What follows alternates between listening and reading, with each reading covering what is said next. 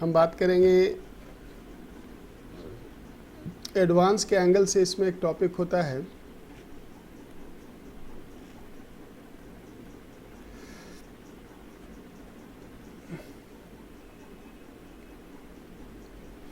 Aromatic aldehyde ketones benzaldehyde के कुछ typical से प्रॉपर्टीज होते हैं जो कि एलिफेटिक एल्डिहाइड में कवर नहीं होते, तो उसको यहाँ पे करना। और इसमें खास करके एक रिएक्शन है नेम्ड रिएक्शन, पर्किन रिएक्शन, जो कि हमारे सिलेबस में, जेई के एडवांस के सिलेबस में बाय नेम अपीयर हो रहा है, पर्किन रिएक्शन, और इसलिए अक्सर उससे कुछ ना कुछ आ जाता है। तो ज़रा हम देखें इसको।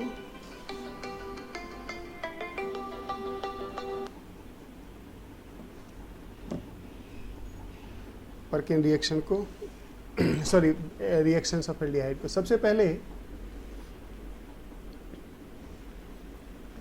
एरोमेटिक एल्डिहाइड कैसे प्रिपेयर होता है।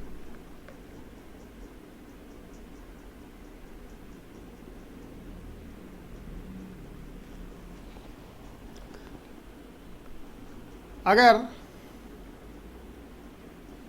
बेंजाइलिडीन क्लोराइड हो, बेंजाइलिडीन क्लोराइड बोलते हैं उसे जिसमें कि 2 क्लोरीन एक ही पे लगा हो।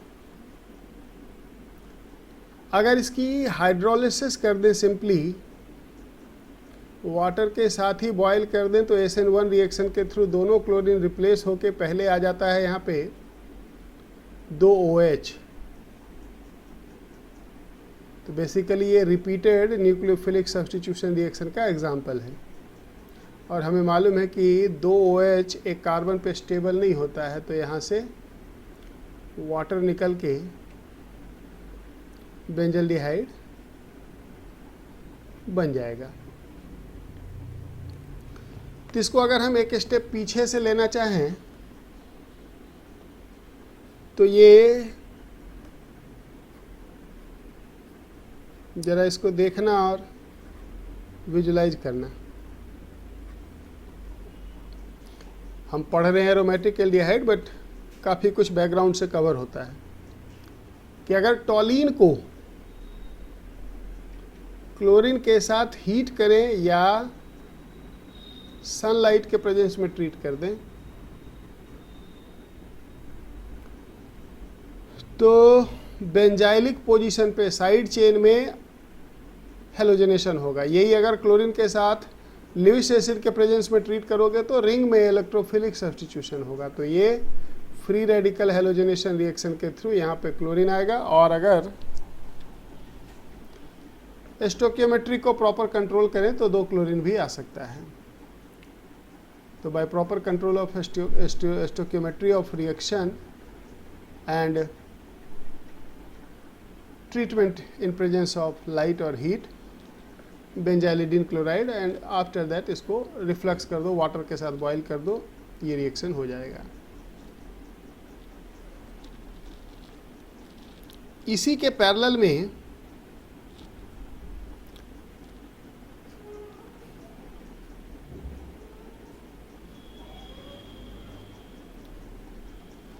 बेंजाइल क्लोराइड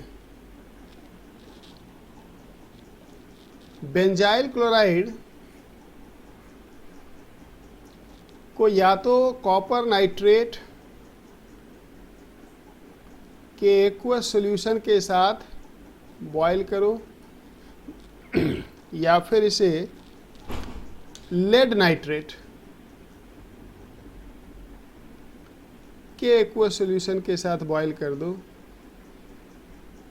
तो इन दोनों केस में भी बेंजल्डिहाइड बनता है। बेसिकली ये दोनों माइल्ड ऑक्सीडाइजिंग एजेंट है। ये पहले SN1 रिएक्शन के थ्रू CH2OH बनाता और वो फिर बाद में ऑक्सीडाइज होकर बेंजल्डिहाइड पे आ जाता। तो copper nitrate, lead nitrate oxidative hydrolysis of benzyl chloride करता है। बेंजाइल अल्कोहल बन के आगे ऑक्सीडाइज हो जाता है। तीसरा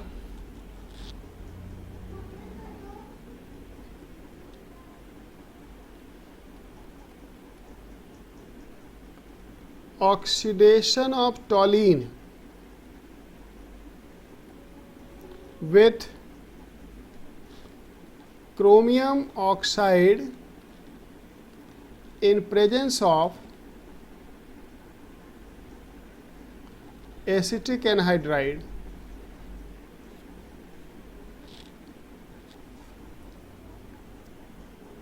अगर हम टॉलीन को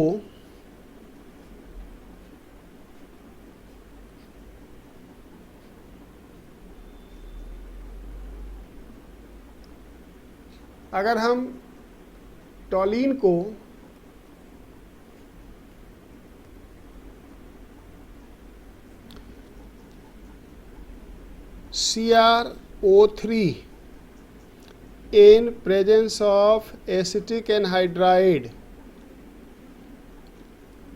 एसिटिक एनहाइड्राइड यहाँ पे लिक्विड होता है या सॉल्वेंट की तरह यूज होता है। बॉयल करते हैं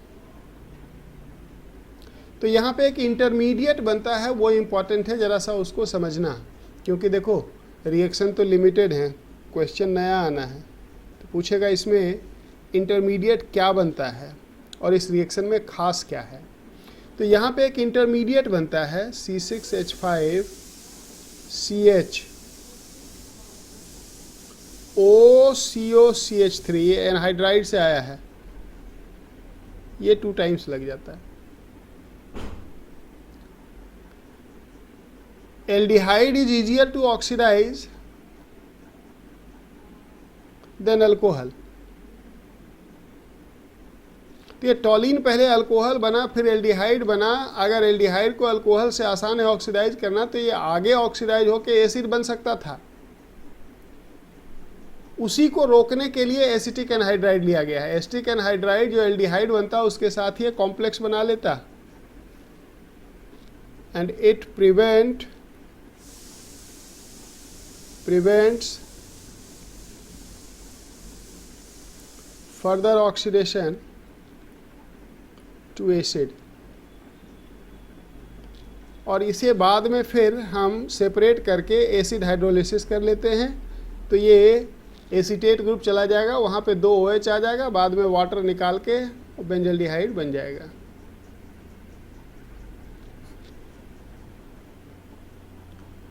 तो यहाँ पे एसिटिक एनहाइड्राइड का इंपॉर्टेंट रोल है। एसिटिक एनहाइड्राइड इंटरमीडिएट एल्डिहाइड के साथ एक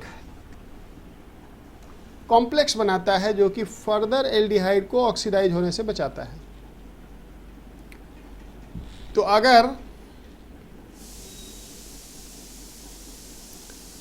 एक से ज़्यादा ग्रुप मिथाइल ग्रुप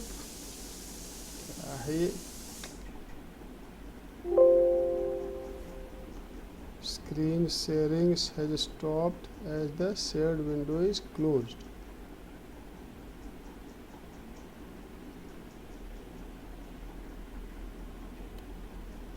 रुको एक सेकेंड।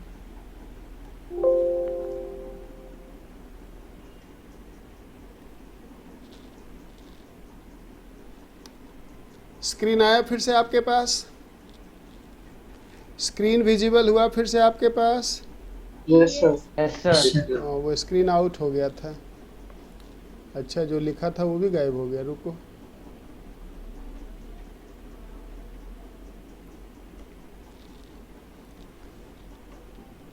चलो आपने तो लिख ही लिया होगा।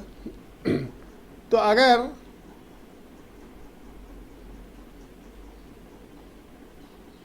एक से ज़्यादा मिथाइल ग्रुप भी लगा हो रिंग पे और अगर उसे क्रोमियम ऑक्साइड के साथ, क्योंकि यही क्रोमियम ऑक्साइड अगर एसिटिक एनहाइड्राइड नहीं लोगे तो कार्बोक्सिलिक एसिड बना देगा, बेंजोइक एसिड बना देगा। एसिटिक एनहाइड्राइड के प्रेजेंस में अगर ट्रीट करें और बाद में उसका एसिड हाइड्रोलिसिस करें तो डाइएल्डिहाइड बन जाएगा।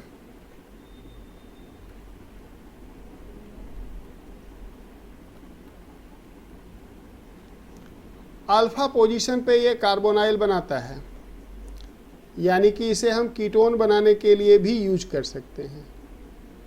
अगर कोई किस तरह का ग्रुप हो और इसे CrO3 एसिटिक एनहाइड्राइड के साथ ट्रीट करें और बाद में एसिड हाइड्रोलिसिस कर दें, तो 1 2 3 4 5 6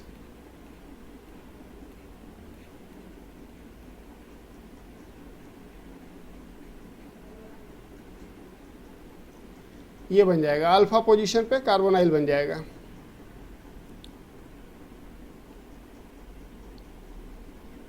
समझ गए? इसी के पैरेलल में एक और रिएक्शन है, ऑक्सीडेशन विथ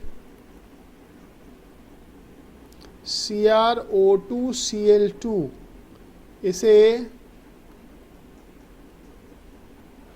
क्रोमाइल क्लोराइड कहा जाता है। इसके नाम से एक टेस्ट ही है क्वालिटेटिव इनऑर्गेनिक एनालिसिस में, जो एडवांस का एक टॉपिक है। क्लोराइड आयन का टेस्ट होता है, क्रोमाइल क्लोराइड टेस्ट के नाम से जाना जाता है। इस कंपाउंड को क्रोमाइल क्लोराइड कहते हैं। और ये कैसे रिएक्शन में पार्टिसिपेट करता है,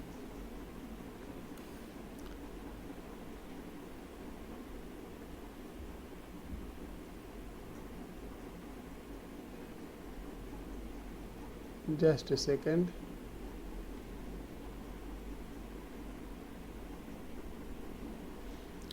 ये लक्ष्मण कौन है बच्चे?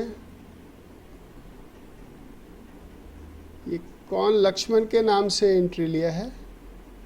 इसको मैं जानता नहीं, कौन है ये? सर मेरा पहले खराब हो गया हो, पापा के किया।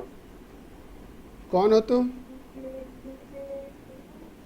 तुम्हारा नाम क्या है? मारुति मेरा नाम तो। अच्छा मारुति।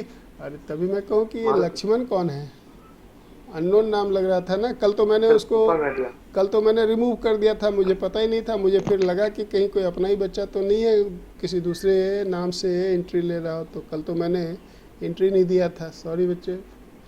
तो बता दिया करो, मुझे इन्फॉर्म कर दिया करो ना। मुझे नहीं इन्फॉर्म करोगे तो अननोन को मैं थोड़ा एंट्री दे दूंगा इस पर। सॉरी। तो oxidation with CrO2Cl2 chromyl chloride. अब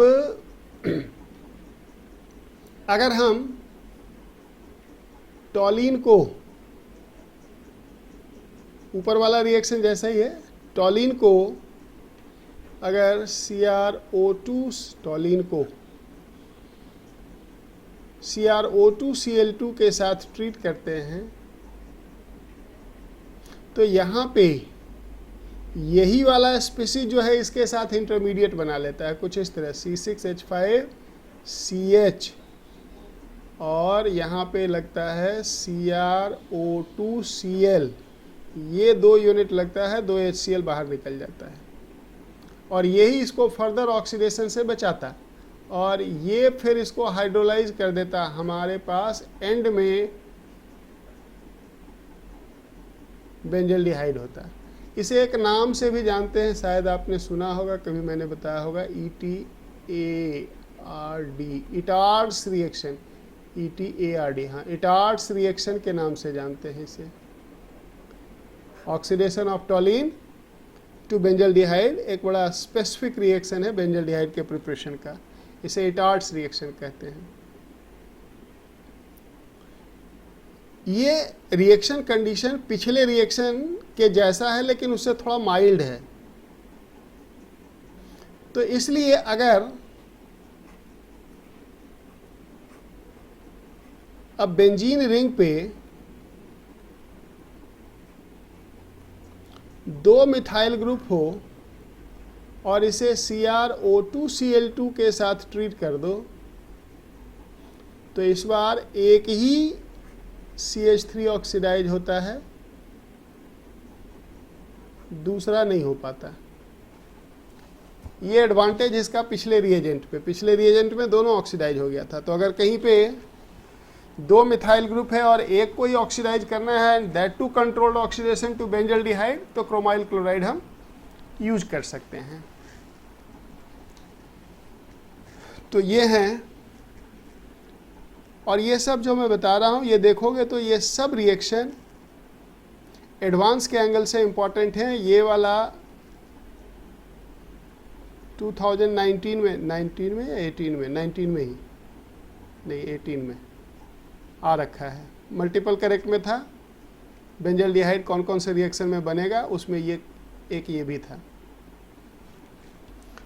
और ये सब थोड़ा उतना कॉमन रिएक्शन नहीं है, तो एक बार जरा देख के रखेंगे तो उस दिन याद आ जाएगा। बेंजल्डिहाइड के प्रिपरेशन में एक रिएक्शन गेटरमैन कोच रिएक्शन के नाम से जाना जाता है। गेटरमैन्स कोच रिएक्शन, इसमें बेंजीन पे, देखो बेंजीन पे डायरेक्ट CHO लाने का ये एक तरीका है। बेंजीन पे सीधा CHO नॉर्मल कंडीशन में नहीं ला सकते। बेंजीन का डायरेक्ट फॉर्माइलेशन साधारण तरीके से नहीं होगा। बेंजीन का फॉर्माइलेशन करना है अगर, तो फिर उसका टॉलिन बनाओ फ्रीडल-क्राफ्ट रिएक्शन से, और उसके बाद इटार्ड रिएक्शन करो पीछे वाला। अगर डायरेक्ट बेंजीन पे फॉर्माइलेशन करना है तो गेटरमैन कोच रिएक्शन यूज करते हैं, जिसमें बेंजीन को हम ट्रीट करते हैं वाटर गैस मिक्सचर के साथ, CO and H2 के साथ, इन presence of Lewis acid catalyst AlCl3।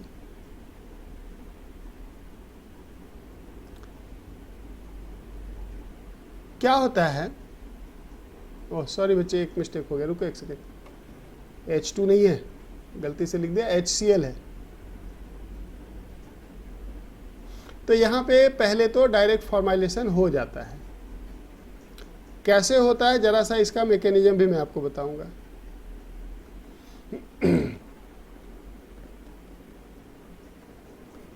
Carbon monoxide पे HCl से H+ का अटैक होता है और Cl- को लिविस एसिड ले लेता है और बन जाता है एक intermediate HC double bond O+ and AlCl4-।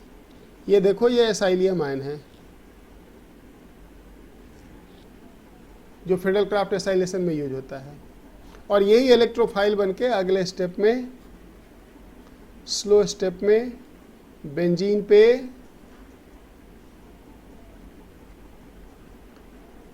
एक इलेक्ट्रोफिलिक अटैक करके, जो नॉर्मल प्रोसेस है, उसके थ्रू एसाइलेशन हो जाता है।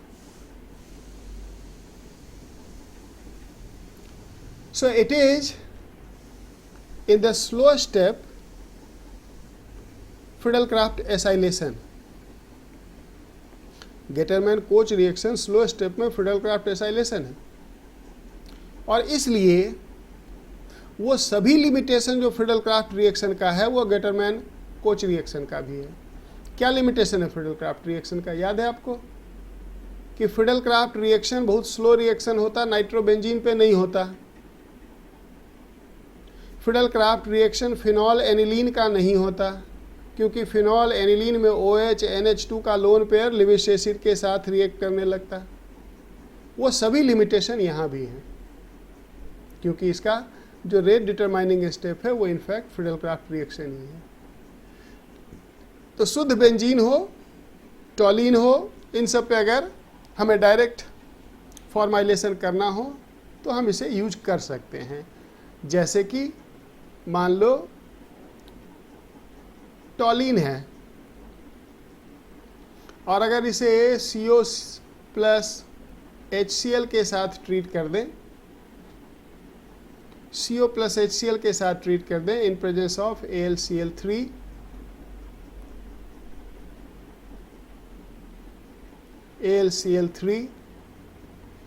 तो आपको पता है कि यहाँ से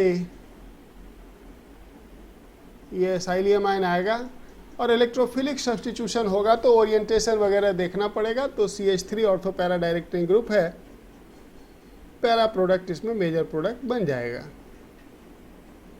और पैरा पोजीशन पे फॉर्माइलेशन हो जाएगा। समझा ना? तो ये हैं फिडलक्राफ्ट रिएक्शन का एक तरह से कह सकते हो एक्सटेंशन है, गेटरमैन कोच रिएक्शन। इसी सीरीज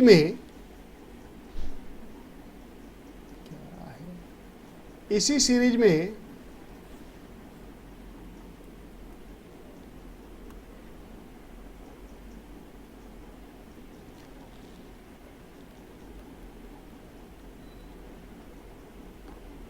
एक सिंपली गेटरमैन्स रिएक्शन होता है, उसमें 2 आदमी था, इसमें एक ही है, गेटरमैन अकेला।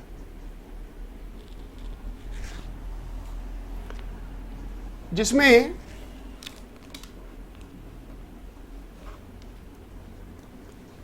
हम बेंजीन को, ये भी डायरेक्ट फॉर्मुलेशन है, बेंजीन को HCN के साथ इन presence of HCl and AlCl3 जब ट्रीट करते हैं तो सीधा इससे बेंजल्डिहाइड बनता है। ये भी बेंजीन का डायरेक्ट फॉर्मुलेशन रिएक्शन है। जरा सा एक स्टेप इसका भी मैकेनिज्म देख लो, कहीं इलेक्ट्रोफाइल वगैरह पूछ दे कि इसमें इलेक्ट्रोफाइल क्या होता है, तो थोड़ा सा मैकेनिज्म देखना चाहिए। हाइड्रोजन साइनाइड ये है, जिसपे HCl का H+ का अटैक होगा और H+ का अटैक नाइट्रोजन पे होगा, तो बनेगा Hc+ double bond NH plus AlCl4-। अगर गौर से देखो तो ये भी एसाइलियम आयन के जैसा ही है, फर्क सिर्फ वहाँ डबल बॉन्ड O होता है, यहाँ पे डबल बॉन्ड NH है, यही इलेक्ट्रोफाइल है। और ये बेंजीन पे एसाइलेशन जैसा ही रिएक्शन करता है और ये CH डबल बॉन्ड NH बनाता है, जो कि एक इमीन है और ये एक्वस मीडियम में अनस्टेबल होता है, ये आपको पता है। यहाँ से अमोनिया गैस इवॉल्व होके बेंजल्डिहाइड बन जाएगा और प्लस अमोनिया गैस रिलीज होगा। So last 2 reaction, Gattermann and Gattermann coach reaction, ये डायरेक्ट बेंजीन रिंग का फॉर्मुलेशन करता है। बस इसके अलावा जितने भी प्रिपरेशन हैं वो सब जनरल है, वो आपको पता है, वो एलिफेटिक एल्डिहाइड में भी आपने देख रखा है, जैसे कि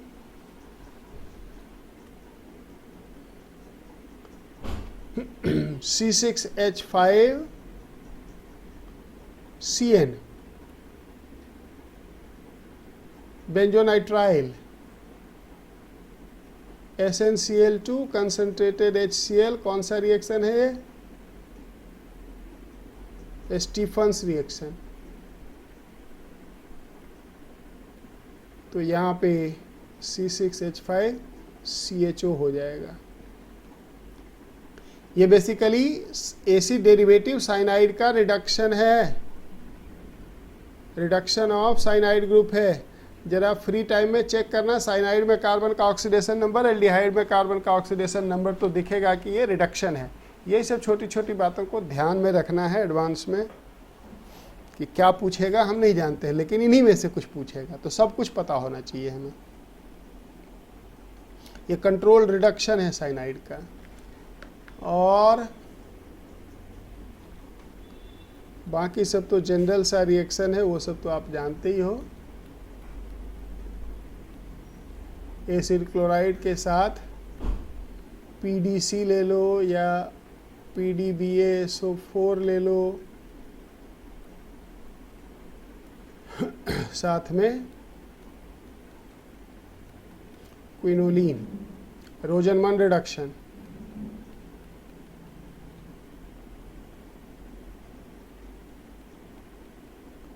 तो ये सब बेंजल्डिहाइड के प्रिपरेशन है। अब आ जाओ प्रॉपर्टीज में।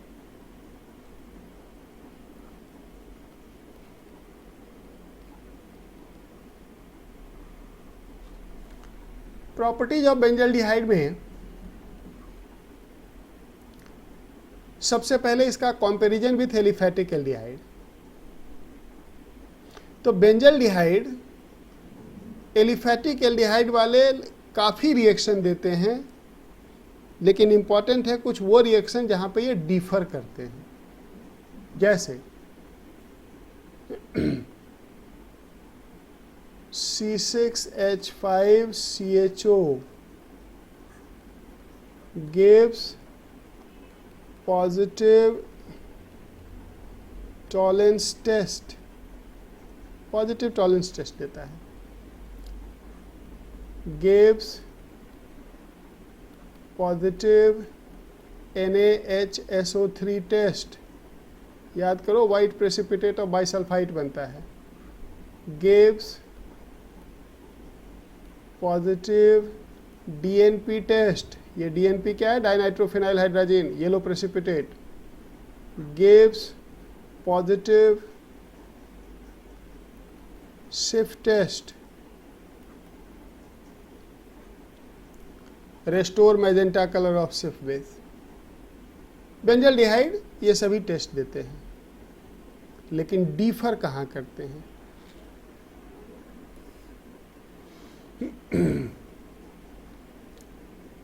डिफर कहाँ करते हैं वो इंपॉर्टेंट है। Reactions in which benzaldehyde differ with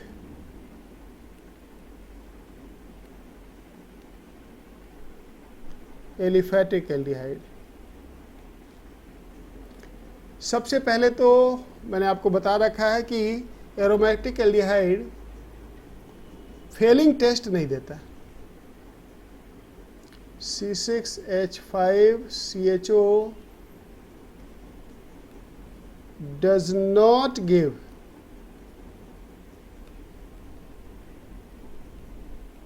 Fehling test, और इसलिए हम इसी से डिफरेंशिएट करवाते हैं एलिफैटिक एंड एरोमेटिक एल्डिहाइड का। दूसरा, ये थोड़ा टिपिकल सा रिएक्शन है विथ अमोनिया। याद करो एलिफैटिक एल्डिहाइड में क्या हुआ था? एलिफैटिक एल्डिहाइड में अगर फॉर्मल्डिहाइड था तो टेट्रामीन बना था, वो एक रिंग सा बना था CH2 6N4, और अगर और कोई एल्डिहाइड था तो एक 3 मेंबर्ड रिंग बना था। बेंजल्डिहाइड उन सबसे अलग है। देखो क्या होता है, अमोनिया के साथ बेंजल्डिहाइड का एक टिपिकल सा रिएक्शन होता है C6H5CHO with ammonia. First dehydrate to form a compound C6H5CH double bond NH, लेकिन ये अनस्टेबल है। ये क्या करता, एक और बेंजल्डिहाइड यहाँ पे लिख रहा हूं मैं,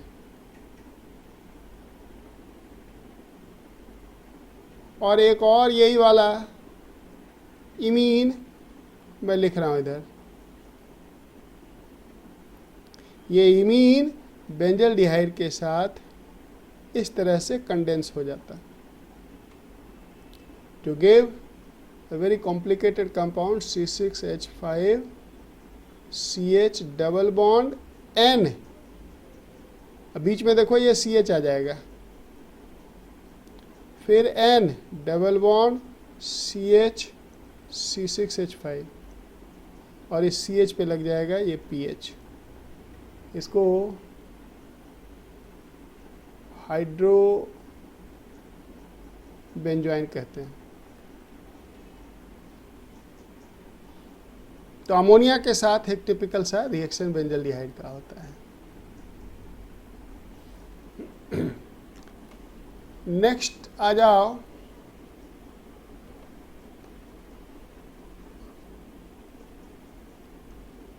विथ फिनॉल।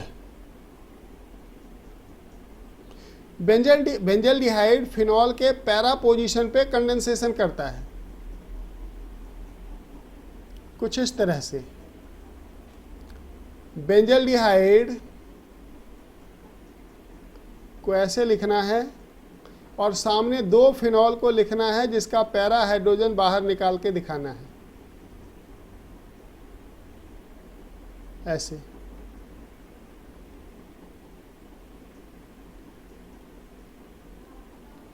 और बाद में यहां से वाटर निकाल देना है। तो यहां पे एक कंडेंसेशन प्रोडक्ट बनता कुछ इस तरह का। Phenol condenses with benzaldehyde at para position.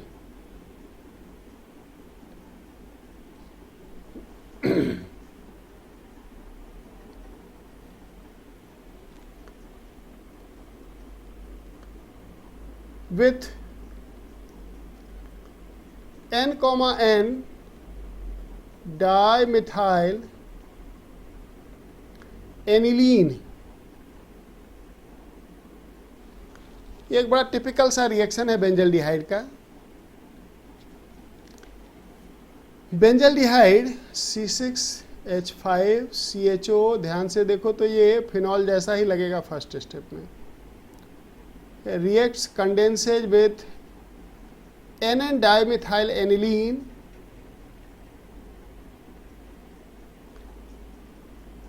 N पे 2 मिथाइल ग्रुप लगाना है, NN dimethyl aniline, just like phenol।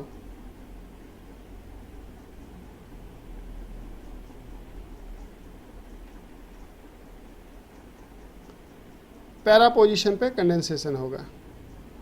YNN dimethyl, अगर नाइट्रोजन पे हाइड्रोजन होगा तो उधर से रिएक्शन हो जाएगा। और यहां पे C6H5CH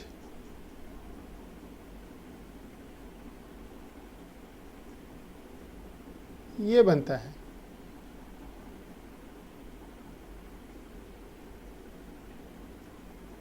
ये एक बड़ा इंपॉर्टेंट इंटरमीडिएट है, एक बड़ा इंपॉर्टेंट डाई का। अगर इसे लेड ऑक्साइड के साथ ट्रीट करते हैं और बाद में उसे HCl से ट्रीट कर देते हैं तो एक बड़ा ही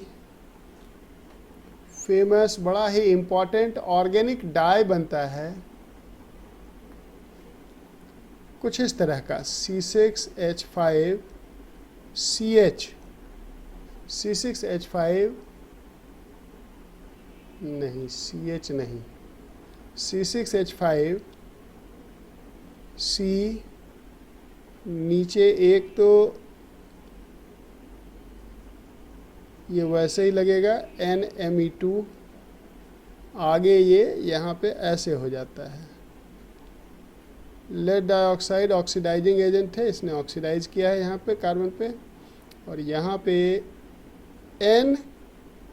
NMe2। अब देखो नाइट्रोजन पे 4 बॉन्ड हो गया है तो यहाँ पे प्लस और यहाँ पे माइनस हो जाएगा। इसे मेलाचाइट ग्रीन कहते हैं। मेलाचाइट ग्रीन तो ग्रीन कलर का ही होगा। एन इम्पॉर्टेंट ऑर्गेनिक डाई कपड़ा उपड़ा रंगने के काम में, फैब्रिक रंगने के काम में इंडिकेटर भी की तरह भी यूज होता है। और ये बेंजल्डिहाइड का एक टेस्ट भी है, एलिफेटिक एल्डिहाइड नहीं देता, तो बेंजल्डिहाइड में एन डाइमिथाइल एनिलीन डाल के बाद में थोड़ा सा लेड ऑक्साइड इन HCl अगर ऐड कर दो, ग्रीन कलर का सोल्यूशन बन जाता है, तो बेंजल्डिहाइड की कन्फर्मेशन हो गई, एरोमेटिक एल्डिहाइड की कन्फर्मेशन हो गई। और अगर कहीं पूछ दे कि क्या बनता है, तो मैलाचाइट ग्रीन, उसका स्ट्रक्चर आपके सामने है। तो benzaldehyde, phenol, N dimethyl aniline, इन सब के साथ इस तरह से कंडेंस करता है। अब आ जाओ बेंजल्डिहाइड के एक दो नेम्ड रिएक्शन, जिसमें सबसे इंपॉर्टेंट है, उसे हम पर्किंस कंडेंसेशन कहते हैं।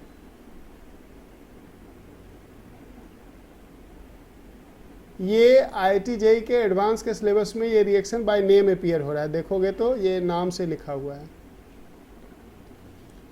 सबसे पहले this reaction is given by aromatic aldehyde, not by aliphatic aldehyde. Given only by aromatic aldehyde, not by aliphatic aldehyde.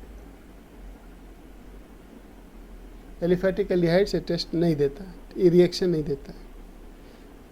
फिर रिएक्शन क्या है ये, what is the reaction, what is this reaction actually?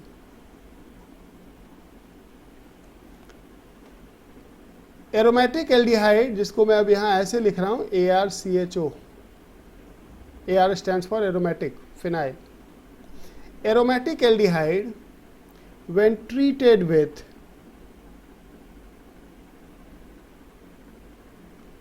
aliphatic anhydride containing alpha hydrogen in presence of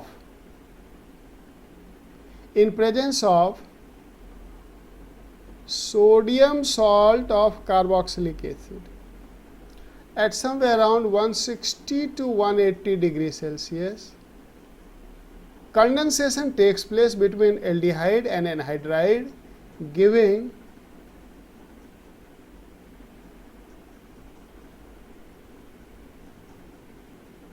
मैं इसको अभी open छोड़ रहा हूँ, इस टाइप का एसिड देता है, जिसको हम कहते हैं alpha beta unsaturated acid. Alpha beta unsaturated acid. हो सकता है ये बाय नाम नहीं हो एग्जाम में, रिएक्टेंट लिखा होगा benzaldehyde asterisk anhydride sodium acetate, heat किया, बताओ क्या बनेगा, तो समझना पड़ेगा कि पर्किन रिएक्शन है। अब जरा इसका एग्जाम्पल देखते हैं, रियल एग्जाम्पल, कि अगर सिंपल एनहाइड्राइड से पहले हम स्टार्ट कर लेते हैं। C6H5CHO को अगर CH3COOCH3 के साथ ट्रीट करें, एस्टिक एनहाइड्राइड के साथ, इन प्रेजेंस ऑफ सोडियम एसीटेट, तो इससे C6H5 CH double bond CH COOH मिलेगा। ये खास एसिड जो भी हमने लिखा है, इसका एक स्पेसिफिक नाम भी है, थोड़ा ध्यान में रखना। इसे क्या कहते हैं, सिनामिक एसिड।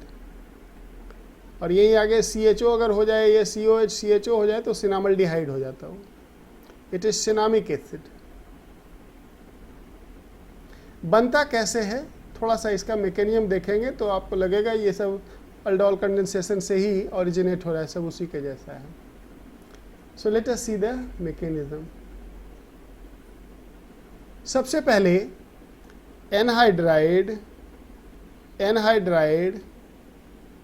अल्फा पोजीशन से अल्फा पोजीशन से डीप्रोटोनेट होता है,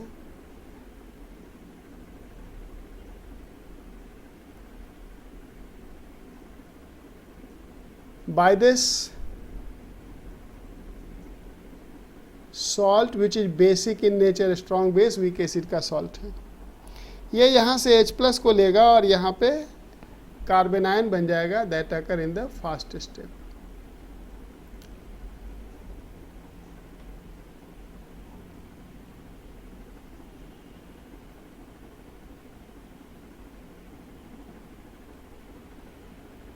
And this carbon ion in the second slow step, undergo nucleophilic attack at this aldehyde,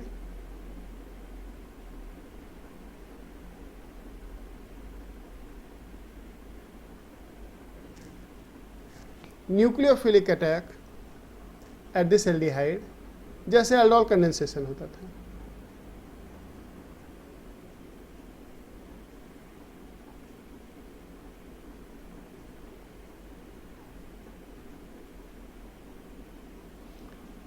और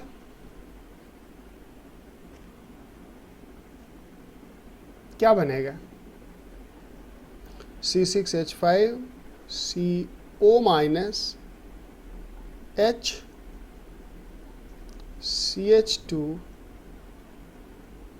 C double bond O O CO CH3।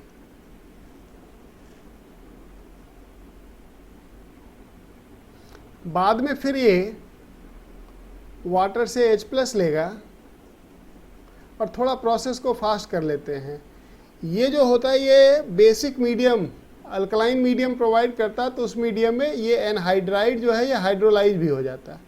देखो ये वाटर यहाँ H प्लस देगा और इसको हाइड्रोलाइज भी साइमल्टेनियसली कर देगा, तो ये finally C6H5COH H CH2 COOH। और आपको मैंने पीछे अल्डोल कंडेंसेशन में बताया था कि अगर डबल बॉन्ड फिनाइल रिंग के कॉन्जुगेशन में भी आ जाए तो वो अपने आप हो जाता है डिहाइड्रेशन, उसके लिए कोई कैटलिस्ट की ज़रूरत नहीं होती। तो ये OH यहाँ से H प्लस को लेके सिनामिक एसिड बना देगा, C6H5CH double bond CH COOH। ये तो हो गया मैकेनिज्म। अगर ध्यान से देखो तो नटसेल में हुआ क्या? नटसेल में क्या हुआ? एल्डिहाइड का ऑक्सीजन और यहाँ का 2 हाइड्रोजन, अल्फा पोजीशन का 2 हाइड्रोजन मिलके वाटर निकाल दिया और उस वाटर को इधर देके हाइड्रोलिसिस कर दो, कहानी खत्म है। मतलब कि अगर कहा जाए C6H5CHO बेंजल्डिहाइड को प्रोपानोइक एसिड के एनहाइड्राइड से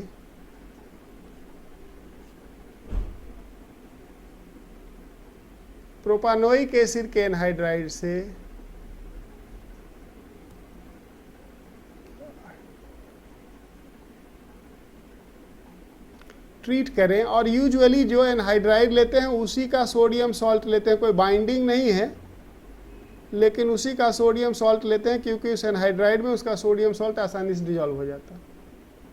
तो क्या करना है, यहाँ से 2 हाइड्रोजन अल्फा पोजीशन से और यहाँ से ऑक्सीजन को उड़ा देना है। C6H5 ये देखो CH डबल बॉन्ड C, ये वाला कार्बन जहाँ पे एक CH3 लगा होगा और इधर COOH लगा होगा, अल्फा मिथाइल सिनामिक एसिड हो गया। ऐसे पर्किन कंडेंसेशन में प्रोडक्ट बनाना है। तो अगर मान लो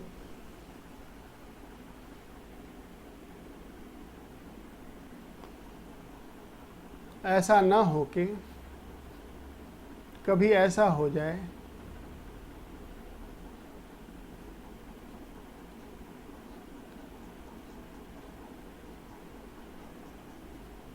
कि 2 CHO लगा हो,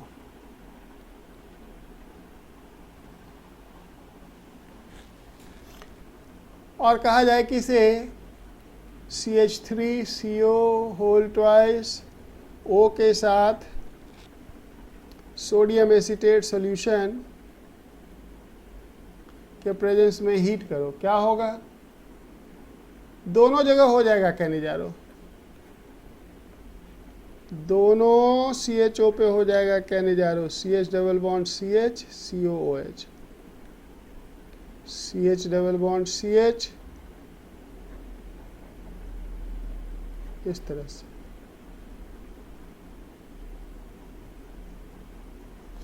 इसमें एक टिपिकल सा एग्जाम्पल है, reaction of benzaldehyde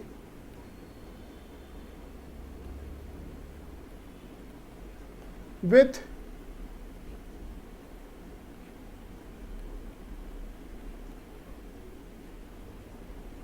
succinic anhydride, ये भी एक एनहाइड्राइड ही है।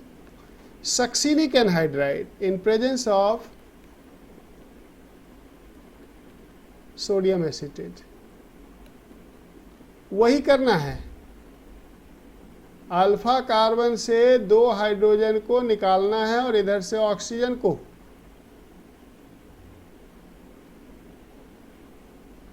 और इसको इधर लाके हाइड्रोलिसिस कर देनी है। तो क्या करना है?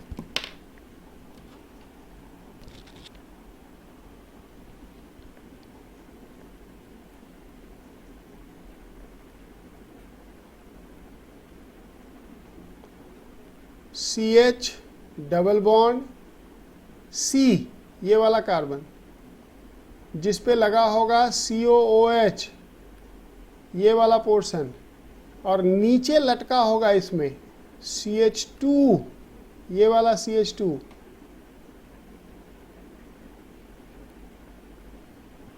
समझ गया?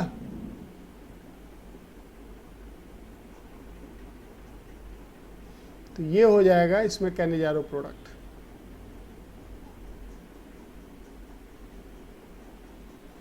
और अगर इसे हम हीट कर दें,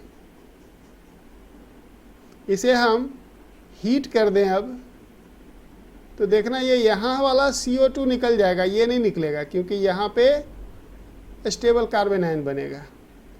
तो इसे अगर हीट कर दो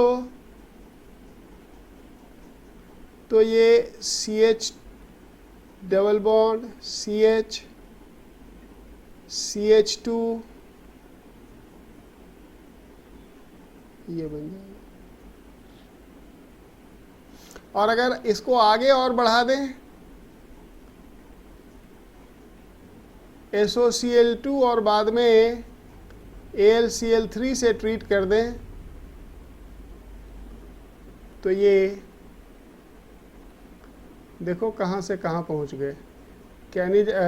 परकिन से शुरू किया था और फिडेलक्राफ्ट पे आके कहानी ख़त्म हुआ। ये बन जाएगा फिडेलक्राफ्ट एसाइलेशन, पहले एसिड क्लोराइड बन जाएगा, वो एसिड क्लोराइड AlCl3 के।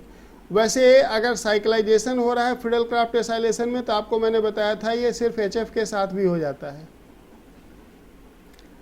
अगर 6 मेंबर रिंग बन रहा है, साइक्लिक हो रहा है, इंट्रामोलिकुलर फिडेलक्राफ्ट एसाइलेशन हो रहा है, तो लिविस एसिड की ज़रूरत नहीं भी होगी, HF के साथ भी हीट कर देंगे तो ये डायरेक्ट उससे एक स्टेप बच जाता है। SOCl2 बनाने की, एसिड क्लोराइड बनाने की ज़रूरत नहीं पड़ती है। तो ये है परकिन reaction.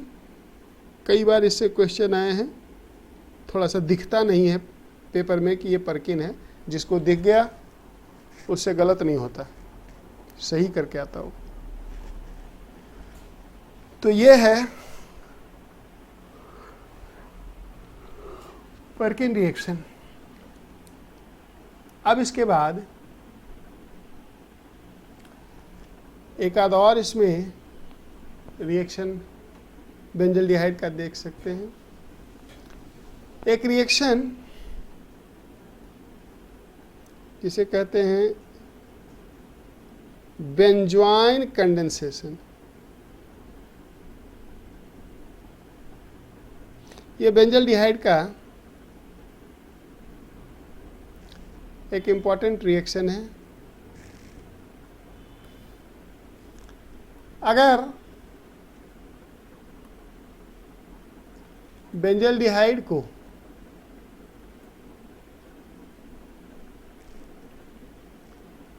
Aqueous cation, cyanohydrin reaction नहीं है ये, वो होता है HCN, एक्वस केसियन से ट्रीट कर दो तो एक बड़ा अजीब सा कंपाउंड बनता है C6H5 CHOH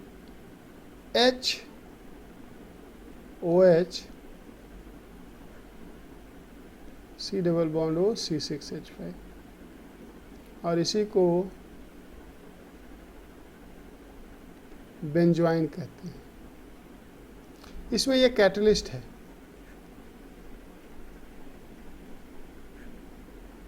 क्योंकि प्रोडक्ट में ये कहीं नहीं दिख रहा है। इसका मैकेनिज्म बड़ा अजीब है, थोड़ा लंबा भी है, बता दूं।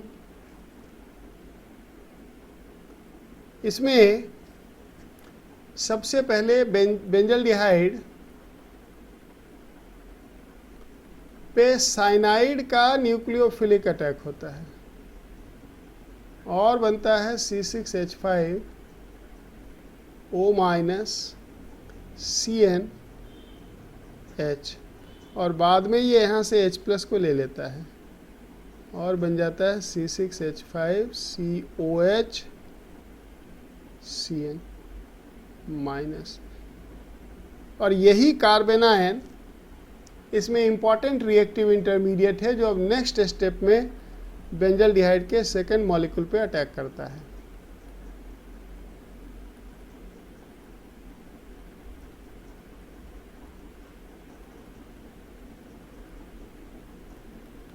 ये बेंजल्डिहाइड के सेकेंड मॉलिक्यूल पे अटैक करता है इस तरह से और बनाता है C6H5 COH Cn, और इस कार्बन पे होगा O- H C6H5। ये OH से H इधर ट्रांसफ़र हो जाता है।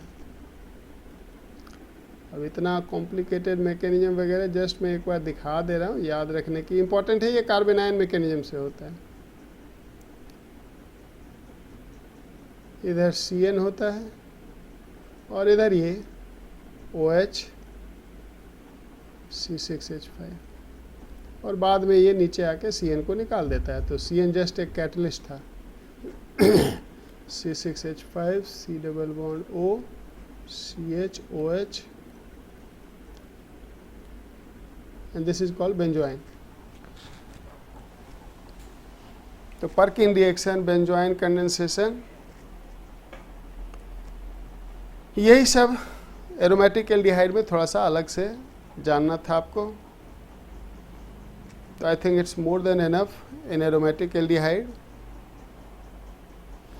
अब इसके बाद थोड़ा सा आज आपको एराइल हैलाइड, एरोमेटिक हैलाइड कुछ बताते हैं। एडवांस के एंगल से देखो, उसमें कुछ खास बातें बड़ी इंपॉर्टेंट है।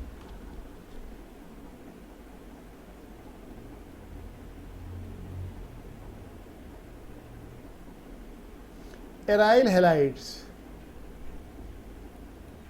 C6H5X। अब इसमें कुछ चीज़ें ज़रा फास्ट में पहले मैं आपको बताता हूँ। प्रिपरेशन, डायरेक्ट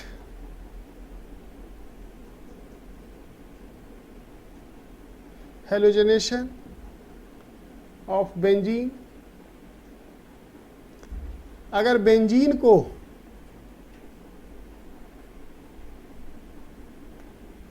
क्लोरीन या ब्रोमीन के साथ ट्रीट करो in presence of an Lewis acid, तो आपको पता है कि क्लोरोबेंजीन या ब्रोमोबेंजीन बन जाता है।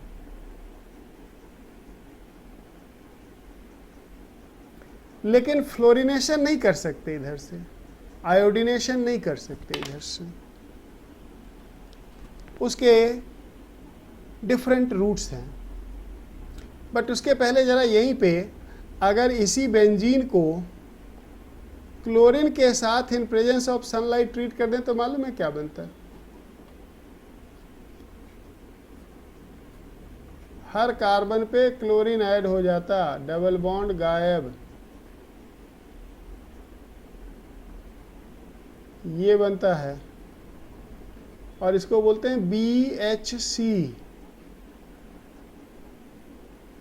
Benzene hexa chloride. हालांकि ये अपने नाम से थोड़ा कंफ्यूज भी करवाता है। बेंजीन हेक्सा क्लोराइड में बेंजीन कहीं नहीं है, तो ये इसके ऑरिजिन से डिराइव हो रहा है कि बेंजीन से बनने वाला हेक्सा क्लोराइड।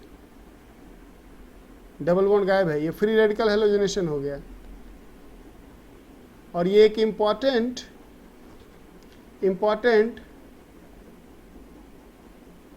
इंसेक्टिसाइड है।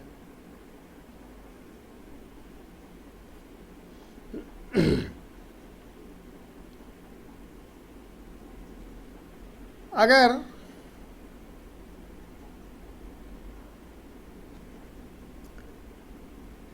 फ्लोरिनेशन करना है, अगर बेंजीन की फ्लोरिनेशन करना है तो डायरेक्ट तो होता नहीं है, तो फिर होता कहाँ से है? बेंजीन डाइजोनियम क्लोराइड, मैं बीच से स्टार्ट कर रहा हूँ।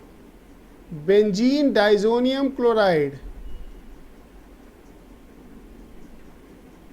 को पहले NaBF4 के साथ ट्रीट करते हैं तो Cl के जगह पे BF4 माइनस आ जाएगा, N2 plus BF4 minus, benzene diazonium tetrafluoroborate. और अगर इसको हीट कर दो केवल तो ये fluoro, that is the easiest way of bringing a fluorine in benzene ring. अब आपको मालूम है ये सब कहाँ से बना है? ये एनिलीन को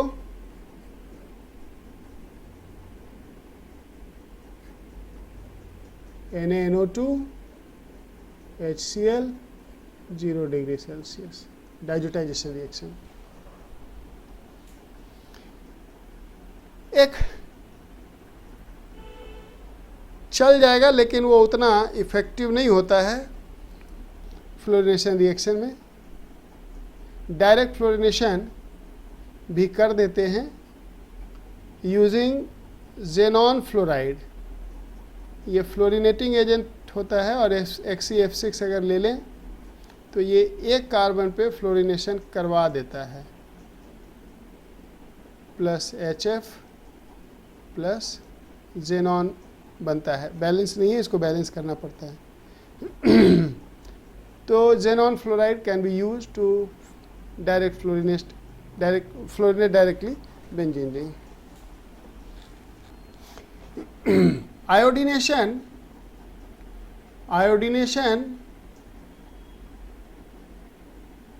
भी डायरेक्टली नहीं करवाते हैं क्योंकि उसमें जो HI बाई प्रोडक्ट बनता है वो रिड्यूस कर देता है जो बेंजीन को, तो इनडायरेक्टली करते हैं। और ये भी थ्रू डाइजोनियम सॉल्ट ही होता है, C6H5 N2Cl। इसे एक्वस सॉल्यूशन ऑफ KI के साथ ट्रीट करते हैं।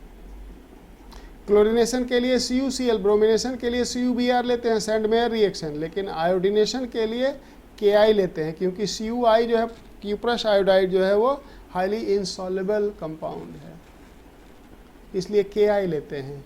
तो यहाँ पे C6H5I plus N2 plus KCl। तो fluorination and iodination are done indirectly. अब आ जाओ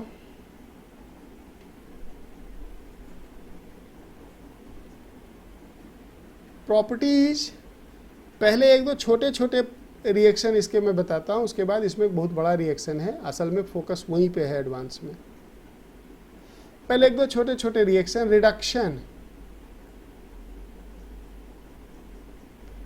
अगर क्लोरोब्रोमो आइडोबेंजीन है और उसे पीडीसी पैलेडियम कार्बन, वही रोजनमैन रिडक्शन वगैरह में जो यूज करते हैं, से ट्रीट कर दो तो ये बेंजीन बन जाएगा।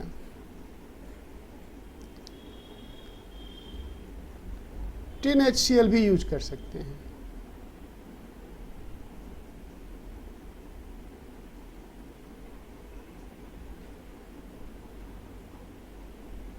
Grignard reagent synthesis. All aromatic halide can be converted into Grignard reagent by treating with magnesium and diethyl ether.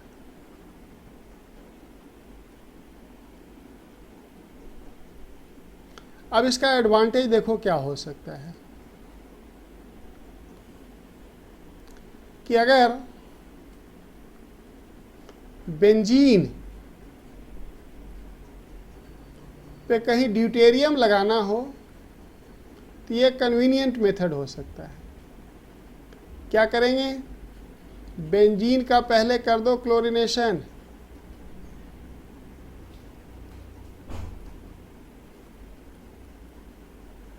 फिर बना दो इसका ग्रिग्नार्ड,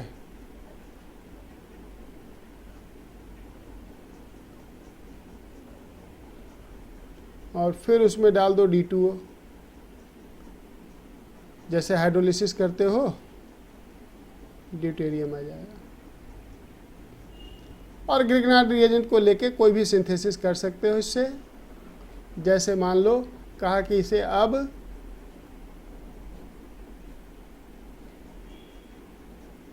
इसके साथ ट्रीट कर दो, तो ग्रिग्नार्ड रिएजेंट एक बेसिक रिएजेंट है। एसिडिक मीडियम में इपॉक्साइड पे मोर सब्स्टिट्यूटेड कार्बन पे न्यूक्लियोफाइल का अटैक होता है क्योंकि ऑक्सीजन प्रोटोनेट हो जाता है, बट बेसिक मीडियम में सिंपल न्यूक्लियोफिलिक अटैक होगा एट लेस हिंडर्ड कार्बन, इधर से ये खुल जाएगा। तो क्या बनेगा, C6H5CH2 ये वाला, फिर यहाँ पे CH3CH3O माइनस MgCl प्लस, बाद में हाइड्रोलिसिस कर लो तो OH हो जाएगा ये, PH CH2 CH3 CH3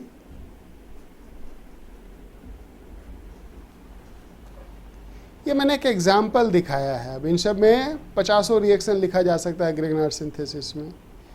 ये कैसे काम करेगा,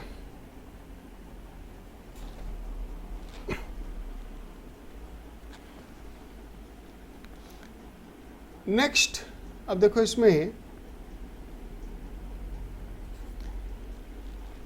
ग्रिग्नार्ड एजेंट नहीं, एरोमेटिक हैलाइड C6H5Cl को अगर किसी एलिफैटिक हैलाइड के साथ सोडियम इन डाइथाइल ईथर हीट करो, उर्ज रिएक्शन जैसा होगा, लेकिन इसको बोलते हैं, क्या बोलते हैं, याद है किसी को? नहीं ना,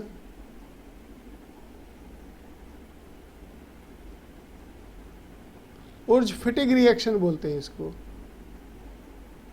कब, जब एक एरोमेटिक हो जाए, और ये दोनों एरोमेटिक भी हो सकता है, हालांकि रिएक्टिविटी कम हो जाएगा,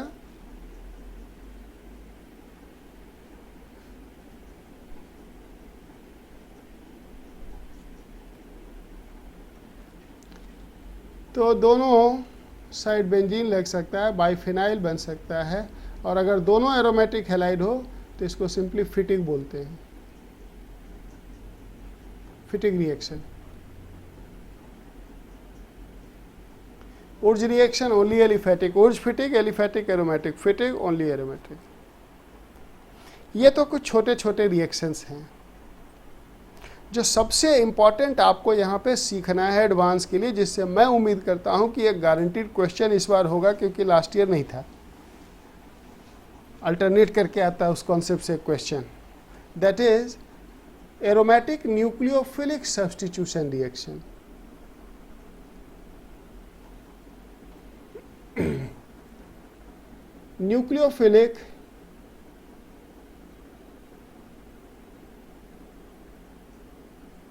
nucleophilic substitution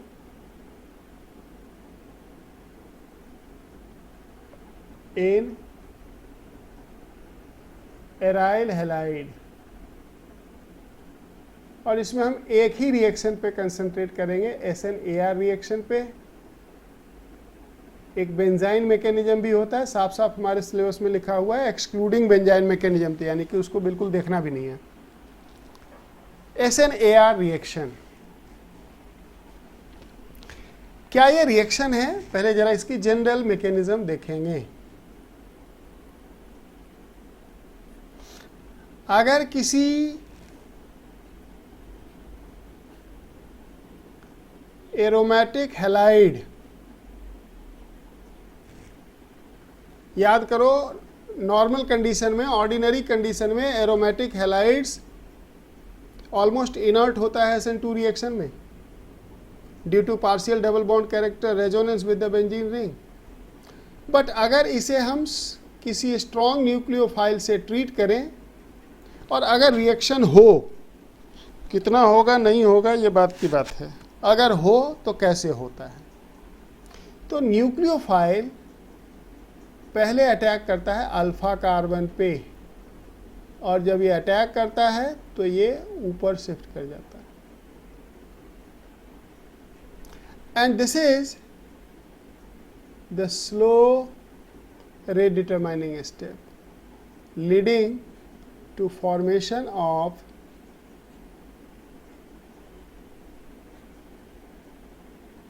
this carbanion, which is a resonance stabilized carbanion। जैसे कि रेजोनेंस स्टेबलाइज सिग्मा कॉम्प्लेक्स बना था, ये जब इधर आएगा तो ये इधर आ जाएगा, ये इधर आ गया, ये इधर आ गया, फिर जब ये अंदर जाएगा तो ये इधर आ जाएगा। इसके ये सब रेजोनेंस स्ट्रक्चर बनेंगे। Double bond Cl Cn। लेकिन फाइनल प्रोडक्ट कैसे बनेगा?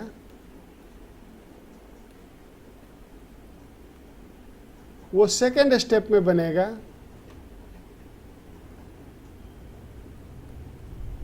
यहां देखोगे ये निकल जाएगा, but it will be a fast step.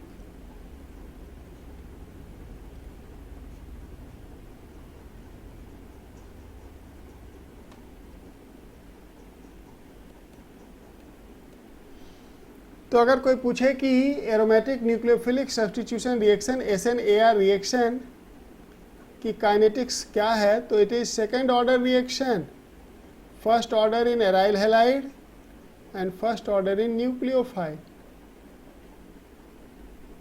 It is a bimolecular second order reaction. अब रिएक्टिविटी की बात करो, स्लो स्टेप में 1 बना है, यही अपने काम का इंटरमीडिएट है।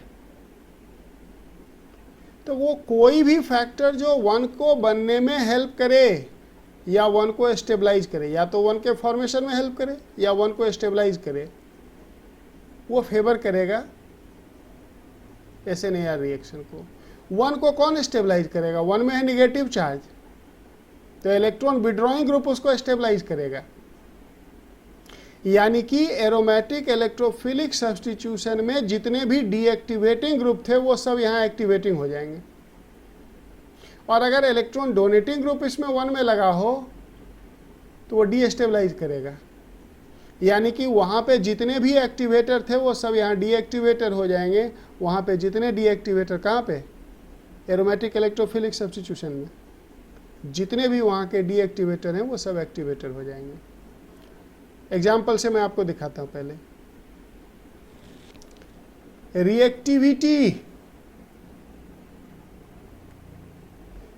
रिएक्टिविटी किस बात पे डिपेंड करेगा? जनरलाइज पहले कर लेते हैं।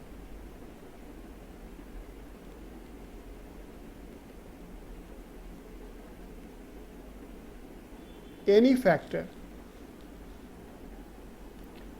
which helps in formation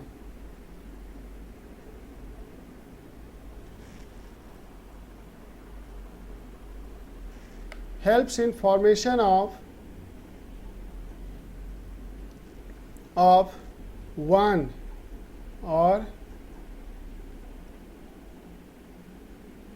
stabilizes one, increases reactivity in SN_AR। तो अगर एरोमेटिक हैलाइड में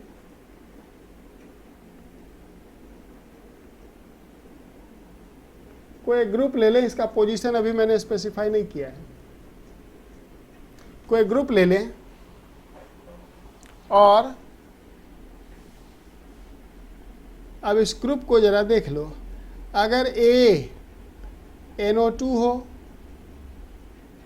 CN हो, ये सब स्ट्रॉन्ग इलेक्ट्रॉन विड्रॉइंग ग्रुप है, एल्डिहाइड हो, कीटोन हो, एसिड हो, एसिड डेरिवेटिव हो,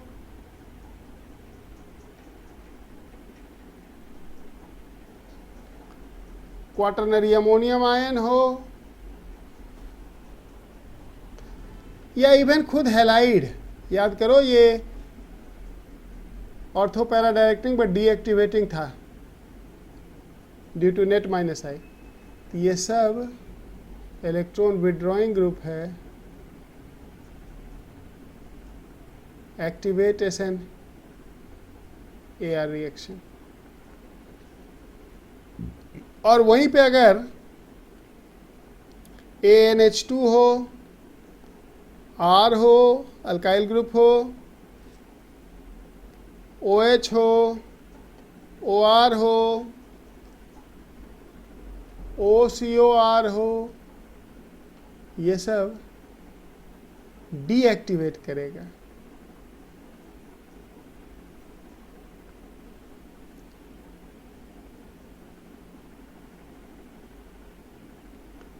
SN_AR रिएक्शन।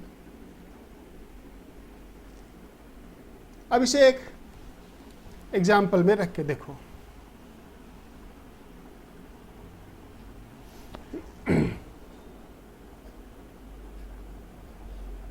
मान लो हमारे पास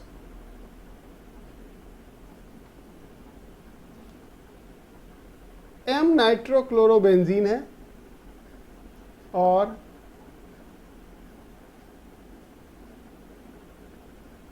P नाइट्रोक्लोरोबेंजीन है। ध्यान से देखना, अगर इन दोनों पे न्यूक्लियोफिलिक अटैक हो, मान लो इस पे हो गया साइनाइड का अटैक, यहां पे होगा, तो क्या बनेगा?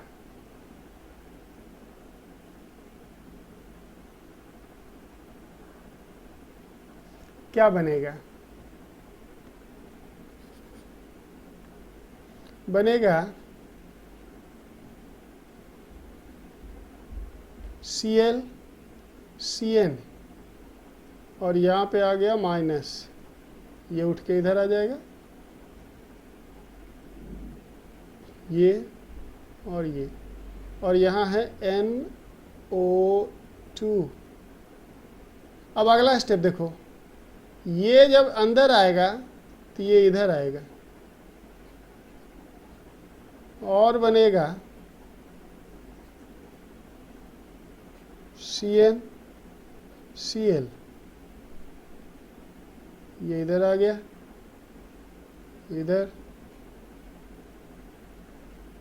ये निगेटिव चार्ज नाइट्रो ग्रुप के साथ रेजोनेंस में नहीं है, ये नाइट्रो में नहीं जा सकता, ये अंदर आएगा तो एक ही ऑप्शन है, ये इधर आएगा।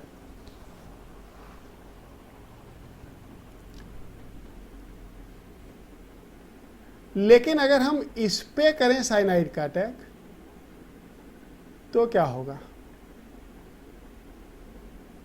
Cl CN यहाँ आएगा, डबल बॉन्ड। अब थोड़ा मैं इसको फास्ट कर रहा हूँ, ये देखो अगले स्टेप में ये इधर आता है तो उसका अगला स्टेप ये सीधा नाइट्रो में जा सकता है। तो क्या कहोगे कि नाइट्रो ग्रुप कार्बन आयन को स्टेबलाइज कर रहा है by resonance effect.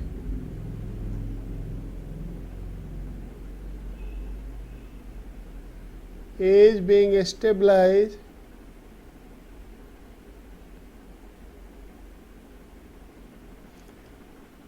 by minus R effect of NO2 group. Here minus negative charge is stabilized only by minus I effect of NO2, and therefore hence 2 is more reactive.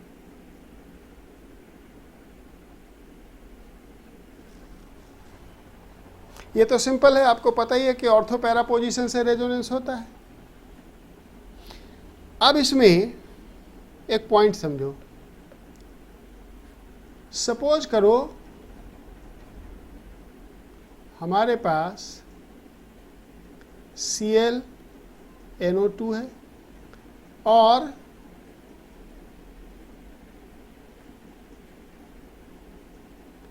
Cl NO2 है। अब देखो greater electron withdrawing effect तो second वाले में मिलेगा, nitro से मिलेगा कि नहीं? क्योंकि रेजोनेंस में तो ये दोनों बराबर ही देगा, लेकिन माइनस आई इफेक्ट ज़्यादा देगा। लेकिन SnAr में रिएक्टिविटी का ऑर्डर ये होगा, क्योंकि स्टेरिक हिंड्रेंस एक इंपॉर्टेंट फैक्टर बन जाएगा बच्चे। जब साइनाइड यहाँ पे अटैक करेगा या कोई भी न्यूक्लियोफाइल, तो ये दो ग्रुप एडजेसेंट है, तो कहते हैं कि ऑर्थो पोजीशन जो है वो स्टेरिकली क्राउडेड हो जाएगा। So due to steric crowding, ortho is slightly less reactive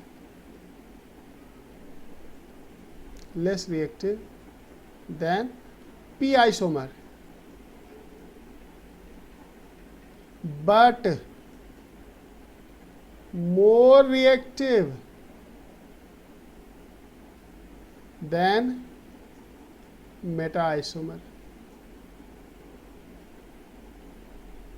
तब इलेक्ट्रॉनिक इफेक्ट आ जाएगा, इंडक्टिव इफेक्ट से रेजोनेंस तो हमेशा ही ज़्यादा होगा। एस्टेरिक के वजह से इन दोनों में कंपैरिजन होगा, ऑर्थो एंड पैरा में। मेटा तो कम ही रिएक्टिव होगा। ये बात समझ गए आप लोग? तो रिएक्टिविटी वगैरह इसमें हम अब बता सकते हैं। अब इसमें देखो,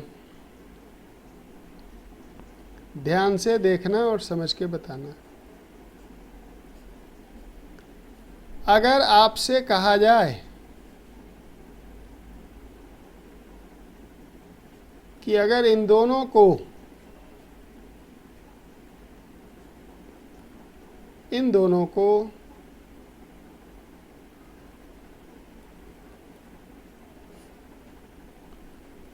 NaOH के एक्वस सॉल्यूशन के साथ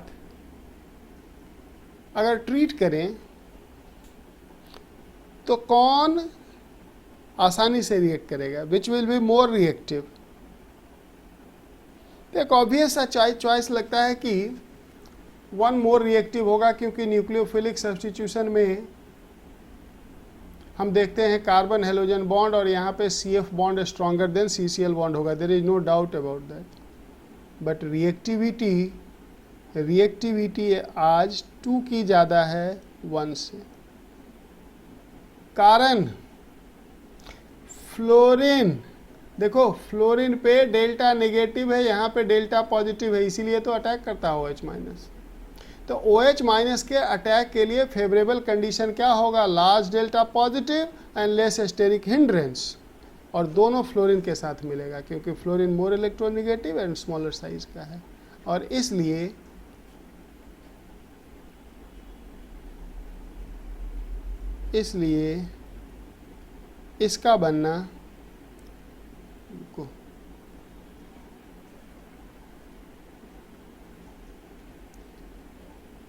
इसका बनना रिलेटिवली इजी होगा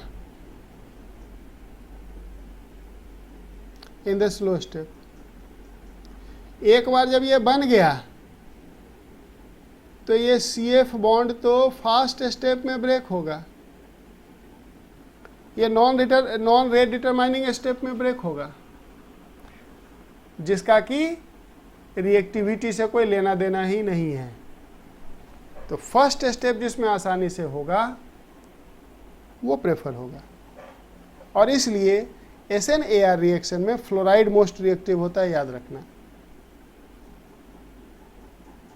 तो यहाँ पे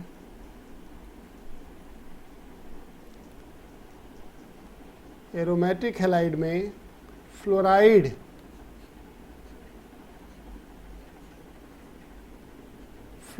की रिएक्टिविटी सबसे ज़्यादा होगा, फिर क्लोराइड की, फिर ब्रोमाइड की, फिर आयोडाइड की। ये होगा reactivity in SNAR reaction. I think that's more than enough in aryl halide. SNAR reaction को थोड़ा सा मुझे बताना था आपको। तब इसके बाद इसमें रहता है बच्चे एक मेजर टॉपिक फिनॉल। फिनॉल बड़ा इंपॉर्टेंट टॉपिक है। फिनॉल में काफ़ी कुछ है, अक्सर उसमें से कुछ आ जाता है, और ख़ास करके वो पोर्शन से आता है जो अक्सर हम इग्नोर करके रखते हैं। बेकेलाइट का फॉर्मेशन, फिनॉल फॉर्मल्डिहाइड, मेलामीन का फॉर्मेशन। तो कल फिनॉल को, और अगर कहेंगे तो एक बार 10 मिनट में डाइजोनियम सॉल्ट को रिवाइज करके इसको क्लोज कर देंगे।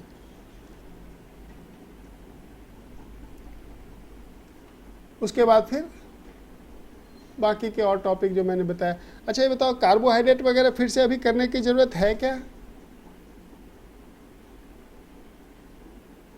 कार्बोहाइड्रेट तो शायद मैंने ही कराया है पहले भी आपको, नहीं? कार्बोहाइड्रेट, एमिनो एसिड, ये सब तो मैंने कराया था शायद आपको।